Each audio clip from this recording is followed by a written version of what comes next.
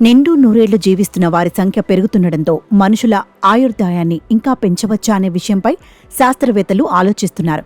ఈ శతాబ్దం ముగిసే నాటికి మనిషి జీవితకాలం 125 నుంచి 130 ఏళ్లకు చేరుకోవచ్చని అమెరికాలోని వాషింగ్టన్ యూనివర్సిటీ పరిశోధకులు అంచనా వేస్తున్నారు.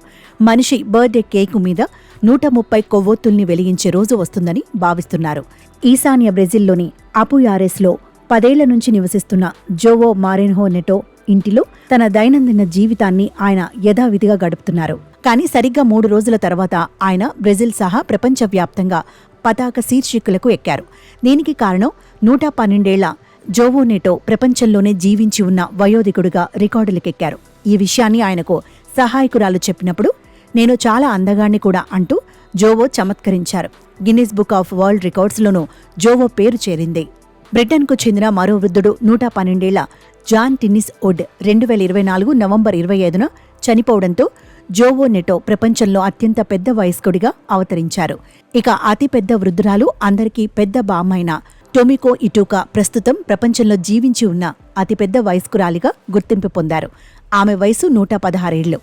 ఆమె 2024 ఆగస్టులో అతిపెద్ద వయోధికురాలిగా రికార్డులకెక్కారు. ప్రపంచవ్యాప్తంగా 2024 నాటికి 100 ఏళ్లకు పైబడిన వారి సంఖ్య దాదాపు 5,88,000 ఉందని ఐక్యరాజ్యసమితికి చెందిన పాపులేషన్ డివిజన్ అంచనా వేస్తోంది. ఈ దశాబ్దం చివరి నాటికి ఈ సంఖ్య 10 లక్షలు దాటుతుందని భావిస్తున్నారు. 100 ఏళ్లకు పైబడిన వారి సంఖ్య 1999లో 92,000గా ఉంది. పూర్వీకులతో పోలిస్తే ప్రస్తుతం జీవన ప్రమాణాలు పెరగడం, మెరుగైన జీవన పరిస్థితులు, ఆహారం, ఔషధాలు లాంటి అంశాల వల్ల మనుషులు ఎక్కువ కాలం జీవించగలుగుతున్నారు. ఐక్యరాజ్యసమితి 1960 నుంచి సగటు ఆయుర్దాయం గురించి సమాచారాన్ని భద్రపరచడం మొదలుపెట్టింది. అప్పట్లో సగటున ఒక మనిషి 52 ఏళ్లు జీవించేవారని అంచనా వేసింది. 60 ఏళ్ల తర్వాత ప్రస్తుతం ప్రపంచ సగటు ఆయుర్దాయం 73 ఏళ్లకు చేరింది.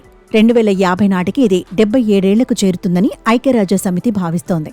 2023లో జన్మించిన మగపిల్లల్లో 2%, ఆడపిల్లల్లో 5% 100 ఏళ్లకు పైగా జీవిస్తారని 2024లో ఫ్రాన్స్కు చెందిన national institute of demographic studies అంచనా వేసింది.